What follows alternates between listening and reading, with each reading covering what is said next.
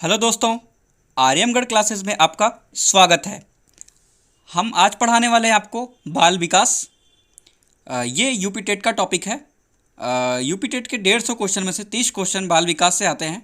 हम आपको इस तरीके से पढ़ाएंगे कि 30 क्वेश्चन में से 30 क्वेश्चन कर ले। कम से कम आप 30 नहीं तो 28 क्वेश्चन कर सकते हैं। चलिए इसका पहले टॉपिक के आज स्टार्ट कर लेते हैं। बाल विकास का अर्थ, आवश्यकता तथा क्षेत्र के बारे में। सबसे पहले देखते हैं हम इसके अर्थ क्या होता है, फिर इसकी हम आवश्यकता देखेंगे, फिर इसका क्षेत्र देखेंगे। तो अर्थ की परिभाषा है बालक के व्यवहार, स्थितियाँ, समस्याओं का अध्ययन जिससे बालक का वर्तमान युग में सामाजिक, सांस्कृतिक, राजनीतिक एवं आर्थिक कारक का विकास हो सके। यानी कि इसका अर्थ कह सकते हैं आप हैं कि बालक का व्यवहार कैसा होना चाहिए, उसकी समस्याएं कौन कौन सी हैं और उसके वर्तमान युग में उसकी सामाजिक, सांस्कृतिक और राजनीतिक आर्थिक कारक क्या हैं। ये विकास के काफ़ी महत्वपूर्ण पॉइंट्स हैं। फिर बात करते हैं परिभाषा की। ये बाल विकास की परिभाषा, बाल विकास की परिभाषा देखेंगे। बाल विकास मनोविज्ञान की वह शाखा है जिसमें विभिन्न विकास के अवस्थाओं में मानव के व्यवहार में होने वाले क्रमिक परिवर्तन का वैज्ञानिक अध्ययन किया जाता है। यहाँ पे आपको नोट करने वाला पॉइंट्स है व्यवहार, यानी कि ये व्यवहार है। तो ये अलग अलग मनोवैज्ञानिक ने अपनी अलग अलग परिभाषा दी थी। जैसे मैं बात करूं विलियम जोन्स ने बताया था कि मनोविज्ञान कैसा होता है, चेतना का विज्ञान होता है। ये किसने बताया था? विलियम जोन्स ने बताया था। आप इसको नोट कर लीजिएगा। फिर हम बात करें मनोविज्ञान की आत्मा, मनोविज्ञान का विषय आत्मा है। ये किसने कहा था? आत्मा मनोविज्ञान का विषय आत्मा से, तो ये बताया था प्लेटो ने बताया था। ठीक है, लेकिन मनोविज्ञान आचरण एवं व्यवहार का यथार्थ विज्ञान है, ये मैकडूगल ने बताया था। क्योंकि ये परिभाषा अब बाल विकास के अनुसार इसको मान ली गई है, इसको मान्यता दे दी गई है। तो आप इसको कह सकते हैं बालक के व्यवहार में होने वाले क्रमिक परिवर्तन ही वैज्ञानिक अध्ययन किया जाता है। यानी कि जब भी अगर क्वेश्चन पूछेगा तो आप व्यवहार अगर जहाँ पे दिया जाए आधुनिक परिभाषा, वहाँ पे इसको टिक करेंगे। ठीक है, अब बात करते हैं कुछ मनोवैज्ञानिक हैं, उनके नाम, उनके अनुसार क्या परिभाषाएं हैं, उसको हम डिस्कस कर लेते हैं। बाल विकास के अर्थ की सबसे पहले क्रो ने बताया था कि गर्भकाल के प्रारंभ से किशोरावस्था के प्रारंभिक अवस्था तक विकास, यानी कि बच्चा जब पेट में ही होता है माँ के, तभी से उसका विकास स्टार्ट हो जाता है। यानी कि जैसे वो भ्रूण बना, एम्ब्रियो से भ्रूण बना, भ्रूण से उसका जैसे जैसे शारीरिक अंग विकास करेगा, यानी कि बालक का विकास गर्भकाल से ही प्रारंभ हो रहा है। और कब तक हो रहा है? किशोरा अवस्था तक हो रहा है। आगे हम आपको बढ़ाएंगे कि हम जब आपको अवस्थाएं पढ़ाएंगे उसमें आपको शैशवावस्था बताएंगे, शैशवावस्था। फिर उसमें आपको बताएंगे, शैशवावस्था को बताएंगे जन्म से, यानी कि 0 से 5 वर्ष बताएंगे। फिर हम आपको बताएंगे आगे किशोरावस्था, किशोरावस्था बताएंगे आपको 6 से 12 वर्ष।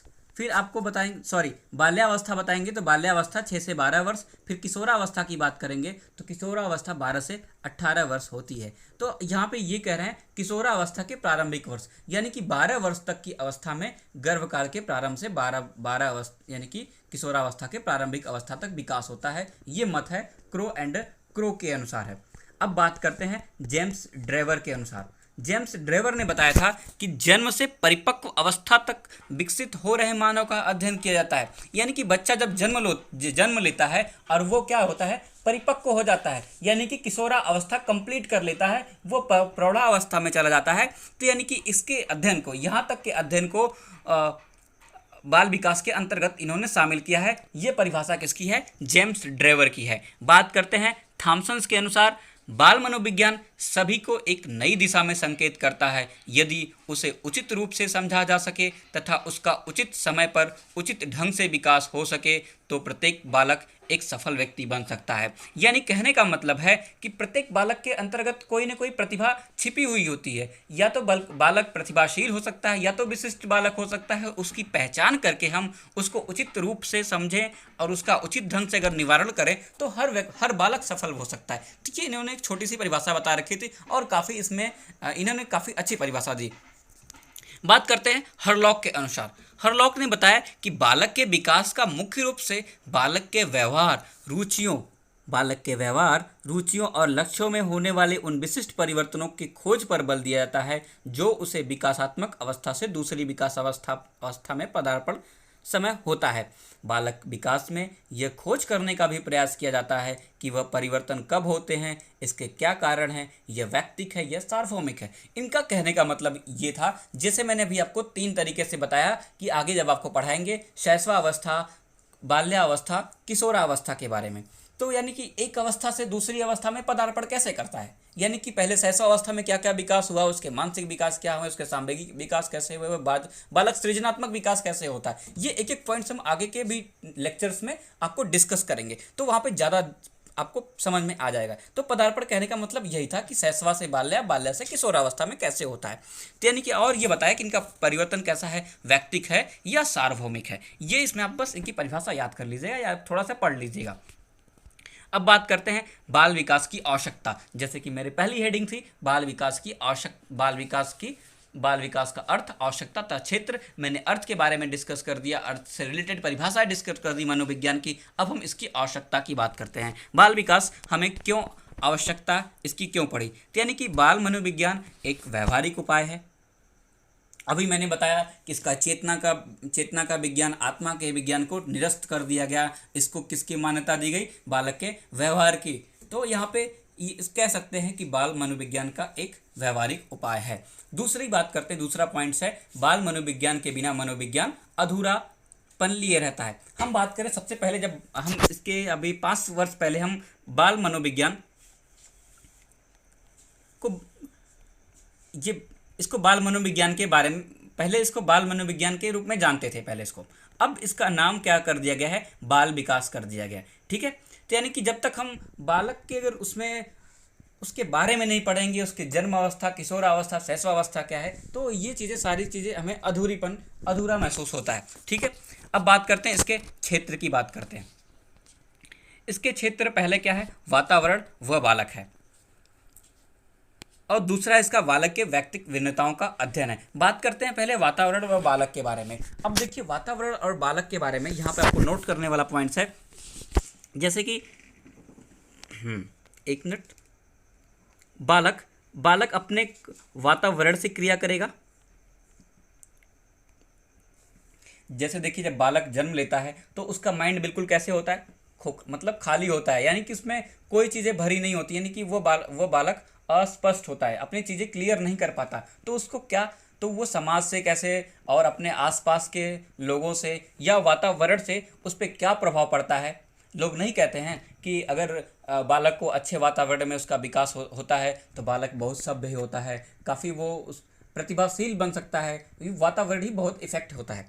तो ये चीज़ें आपको क्लियर हो जानी चाहिए यहाँ पे। ठीक है, बात करते हैं बालक के व्यक्तिगत भिन्नताओं का अध्ययन, यानी कि बालक के उसके व्यक्तिगत भिन्नताओं में क्या क्या अध्ययन करना है, हम इसके बारे में पढ़ाएंगे और इसकी डिटेल्स चर्चा हम आगे के वीडियो में करने वाले हैं। यहाँ पे इसके थोड़ा सा पॉइंट्स था, यानी कि हमें यहीं तक ही पढ़ना है आपको, जो इसकी पहली टॉपिक्स थी।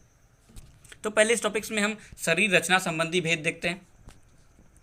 इसकी शरीर की बनावट कैसी है, उसकी रचना कैसी है, ये चीज़ पढ़ेंगे हम। फिर हम मानसिक योग्यता आगे के वीडियो में भी पढ़ेंगे, इसको सामवेगिक भेद पढ़ेंगे, इसके व्यक्तित्व संबंधी भेद पढ़ेंगे, सामाजिक व्यवहार संबंधी भेद पढ़ेंगे, भाषा संबंधी भेद पढ़ेंगे। ये किसमें मैंने बताया आपको, बालक के व्यक्तिगत भिन्नताओं के अध्ययन में बताया। अब बात करते हैं इसकी मानसिक क्रियाएँ। ये हम सारी चीज़ें बाल विकास के क्षेत्र के अंतर्गत डिस्कस कर रहे हैं। ठीक है, तो इसमें हम अध्ययन करेंगे कि बालक के मानसिक रूप से क्या गति है, मानसिक क्रियाओं का विकास कैसे होता है, कौन से कारक प्रभावित करते हैं। उदाहरण के लिए जैसे प्रत्यक्षीकरण, सीखना, कल्पना करना, स्मृति, चिंतन, सहचर आदि। ये जो मानसिक क्रियाएं हैं, हम आगे तीसरे चौथे लेक्चर में आपको मानसिक क्रियाओं को पूरा डिटेल से अध्ययन करेंगे। उसमें शैशवावस्था में कैसे मानसिक विकास होता है, बाल्या में कैसे होता है, किशोरा में कैसे होता है, इसको आगे डिस्कस करने वाले। आपको यहाँ पे नोट करने वाला पॉइंट्स है, जो मानसिक क्रियाएं हैं वो कौन कौन सी हैं। जैसे कि प्रत्यक्षीकरण करना, बालक सीखता है, कल्पना करता है, उसकी स्मृति करता है, चिंतन करता है, और उसका साहचर्य क्या है, ये चीज़ें हम डिस्कस इसमें करेंगे। अब बात करते हैं बालक बालिकाओं का मापन। तो ये पॉइंट्स आपको ध्यान देने वाला पॉइंट्स है। इसमें हम अध्ययन करेंगे कि समस्या क्या है, दोनों की समस्या क्या है। जैसे जैसे एज बढ़ेगी वैसे बालक की अलग समस्या होगी, बालिकाओं की अलग समस्या होगी, तो इनका निराकरण कैसे करना है ये भी चीज़ें हम डिस्कस करेंगे। अब बात करते हैं बाल व्यवहार तथा अंतरक्रियाएँ, यानी कि इंट्रैक्शंस। इसकी अंग्रेजी होती है इंट्रैक्शन, यानी कि बालक के बिहेवियर और उसके इंट्रैक्शंस के बीच में क्या क्या रिलेशन है, इस चीज़ को हम डिस्कस करेंगे। जैसे कि बात कर लें सहयोग, व्यवस्थापन, जैसे यहाँ पे सहयोग हो गया, व्यवस्थापन हो गया, सामाजिक संगठन हो गया, ठीक है, संघर्ष, तनाव, विरोध, ये आगे बताएंगे। स्टैनले हॉल ने कुछ 4 चीज़ें दी थी, उन्होंने अपने बताया था संघर्ष की अवस्था, तनाव की अवस्था, विरोध की अवस्था, सामाजिक अवस्था। ये हम आगे और इसको डीप में डिस्कस करेंगे, ठीक है। अब हम आगे बात करने वाले हैं समायोजन संबंधी समस्या। समायोजन संबंधी समस्या जिसमें पारिवारिक संयोजन कैसे होता है, सामूहिक संयोजन कैसे होता है, शैक्षिक, स्वास्थ्य, सब इसके हम समायोजन के बारे में बताएंगे। बात करते हैं विशिष्ट बालकों का अध्ययन। तो विशिष्ट बालकों के अध्ययन में जैसे कि बालक विशिष्ट यानी कि दोषपूर्ण है या शारीरिक रूप से अपंग हो सकता है, या बालक पिछड़ा बालक हो सकता है, अपराधी बालक हो सकता है, समस्यात्मक बालक हो सकता है। आप विशिष्ट बालक में प्रतिभाशील बालक को भी शामिल कर सकते हैं, ठीक है। अब बात करते हैं अभिभावक बालक संबंध की। अब देखिए अभिभावक बालक संबंध कैसा होना चाहिए, यानी कि अभिभावक को बालक के प्रति प्रेम भाव से उसको प्रेम भाव उसके अंदर विचार होना चाहिए, यानी कि बालक को बिल्कुल प्रेम पूर्वक उसके साथ व्यवहार करें, और बालक का आचरण कैसे बनाएं, बालक को सभ्य बनाएं, ठीक है। तो ये बालक और उसके अभिभावक के बीच में ये बालक के विकास में काफ़ी महत्वपूर्ण होता है, यानी कि उसका जो अभिभावक हैं, पेरेंट्स हैं, वो उसके साथ कैसा बिहेव कर रहा है, ठीक है। अब इसमें नोट्स करने वाला पॉइंट्स है, ये एग्जाम के पॉइंट्स भी उससे काफ़ी इंपॉर्टेंट है कि गर्भावस्था से किशोरावस्था तक, जो क्रो ने परिभाषा दी थी कि गर्भावस्था से किशोरावस्था, वहाँ पे बताया था प्रारंभिक किशोरावस्था तक, लेकिन ये नोट्स में आप देख लीजिएगा कि गर्भावस्था से किशोरावस्था तक सभी सीमाएं बाल विकास के क्षेत्र के सीमा के अंतर्गत आता है। अभी जब हम अर्नेस्ट जोन्स की अगली जब हम क्लास डिस्कस करेंगे तो वहाँ पे हम बाल विकास की अवस्थाएं डिस्कस करेंगे। तो बाल विकास की अवस्थाएं, अर्नेस्ट जोन्स एक मनोवैज्ञानिक हैं, उनके अनुसार उन्होंने बाल विकास की अवस्थाएं को 4 भाग में डिवाइड किया था, शैशवावस्था, बाल्यावस्था, किशोरावस्था और प्रौढ़ावस्था के बारे में। तो हम चूंकि पढ़ तो रहे हैं बाल विकास, तो बाल विकास पढ़ेंगे तो प्रौढ़ावस्था को डिस्कस नहीं करने वाले। हमें 3 चीज़ें ही बस आपको मनोविज्ञान में पढ़नी पड़ेगी, शैशवा, बाल्या और किशोरा। तो ये कहने का मतलब यही था कि नोट्स में कि गर्भावस्था से किशोरावस्था तक सभी सीमाएं किसके अंतर्गत आती हैं, बाल विकास के क्षेत्र के अंतर्गत आती हैं। अब बात कुछ क्वेश्चन है, 2-3 क्वेश्चन आपको कर लेते हैं, डिस्कस कर लेते हैं, आपका पूरा कंसेप्ट क्लियर हो जाएगा। और ये छोटी से पॉइंट्स थे, आपको बिल्कुल आप बस इतना ही पढ़िए, आगे आपका बिल्कुल बहुत ही अच्छे तरीके से हम डिस्कस करेंगे। सबसे पहले देख लेते हैं क्वेश्चन, बाल मनोविज्ञान के व्यवहार का वैज्ञानिक अध्ययन किया जाता है। आप इसको कमेंट बॉक्स में मुझे इसका आंसर बताइएगा और नेक्स्ट वीडियो में इसके आंसर हम डिस्कस करेंगे। दूसरा क्वेश्चन है, बाल मनोविज्ञान एक वैज्ञानिक अध्ययन है जिसमें बालक के विकास का अध्ययन गर्भकाल के प्रारंभ से किशोरावस्था के प्रारंभिक अवस्था तक किया जाता है। यह कथन किसका है? ये कथन हरलॉक का है, क्रो एंड क्रो का है, क्रो थॉम्सन का है, जे.एस. रॉस का है। ये आप कमेंट बॉक्स में मुझे आंसर आप कमेंट करिएगा, ठीक है।